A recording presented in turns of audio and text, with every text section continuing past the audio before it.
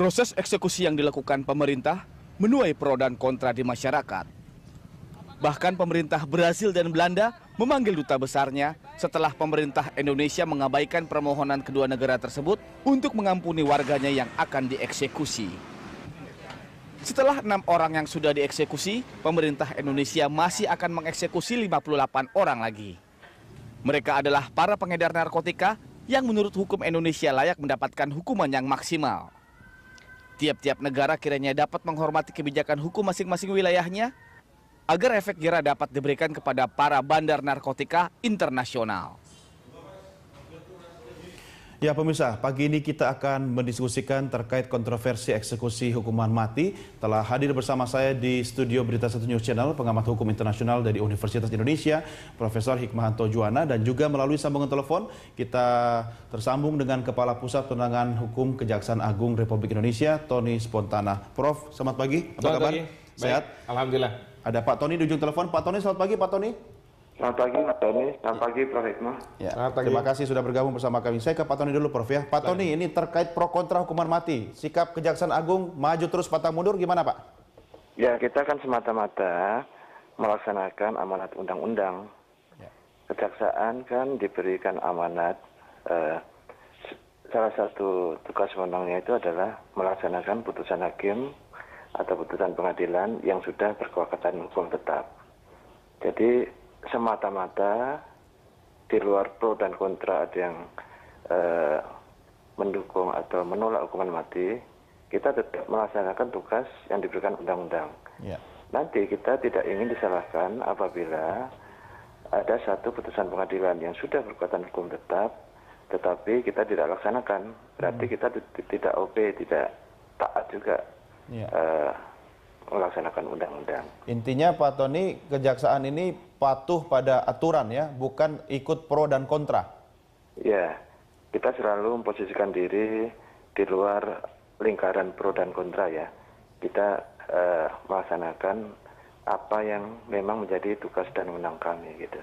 Ya, Pak Tony, apakah ada kebijakan khusus terkait mungkin dengan pelaksanaan undang-undang tersebut, karena hukuman mati ini kan menyangkut hak hidup seseorang. Apakah pernah secara eksplisit atau secara apa mungkin dibahas di internal Kejaksaan Agung sendiri? Kalau kami itu sejak Kejaksaan lembaga ini berdiri kira-kira tahun 65 ya, yang lalu ya. Ini bukan kali yang pertama melaksanakan eksekusi. Ya. Pidana mati ya, dan setiap selesai atau menjelang pelaksanaan eksekusi selalu timbul pro dan kontra. Memang itu sudah kalau dibilang sudah terkalkulasi lah. Jadi akibat-akibatnya, reaksi dan sebagainya terkalkulasi. Ya. Hanya akhirnya masalahnya yang kita eksekusi ini hukuman yang terberat yang diatur dalam undang-undang. Kemudian menyangkut warga negara asing, itu aja sebetulnya yang menjadi permasalahan. Tetapi di luar itu semua, sepanjang hukuman mati itu masih diakui di Republik ini dan masih menjadi hukum positif, dan kejaksaan memang masih memiliki wewenang untuk melaksanakan putusan pengadilan yang berkekuatan hukum tetap, yaitu akan terus dilaksanakan. Ya, oke. Baik, Prof, bagaimana Anda melihat ini? Yang pasti adalah ini masalah pelaksanaan hukum ya, karena eksekusi itu kan sebenarnya satu proses atau tahapan di mana tahapan pemeriksaan perkara sudah dilakukan, lalu sudah ada putusan pengadilan, bahkan putusan pengadilan sudah berkekuatan hukum tetap.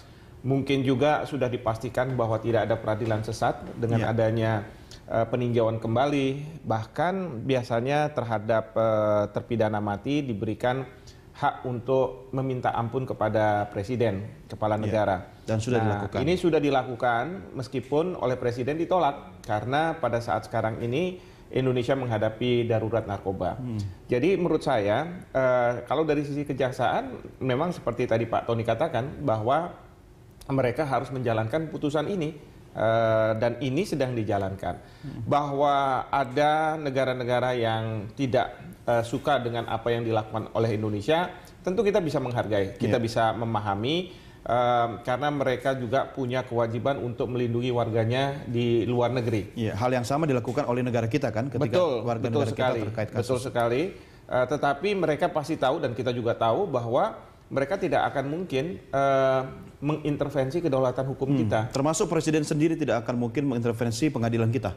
Iya, kalau presiden memang kan diberi kewenangan oleh undang-undang kalau mau memberikan gerasi, ya.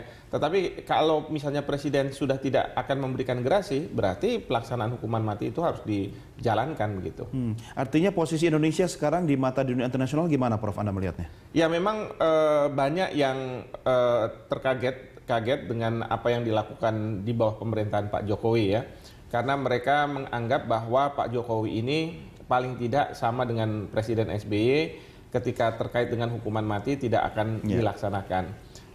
Tapi menurut saya ini merupakan semacam adjustment period bahwa pemerintahan dari luar negeri itu harus paham bahwa dalam pemerintahan sekarang mungkin Pak Jokowi menerapkan atau tafsir politiknya adalah masih bebas aktif tetapi menganggap bahwa semua adalah teman. Sampai dengan kedaulatan Indonesia itu diganggu atau kepentingan nasional kita dirugikan. Ya, kalau komplain negara lain ini terhadap eksekusi hukum mati apakah sudah termasuk gangguan kedaulatan?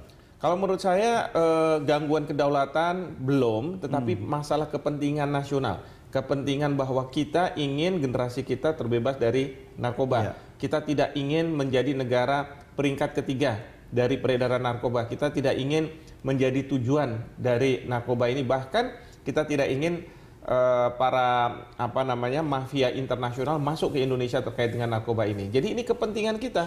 Nah, mengingat ini masalah kepentingan kita, tentu pemerintah perlu tegas dan ini ditunjukkan kita tidak ada kompromi.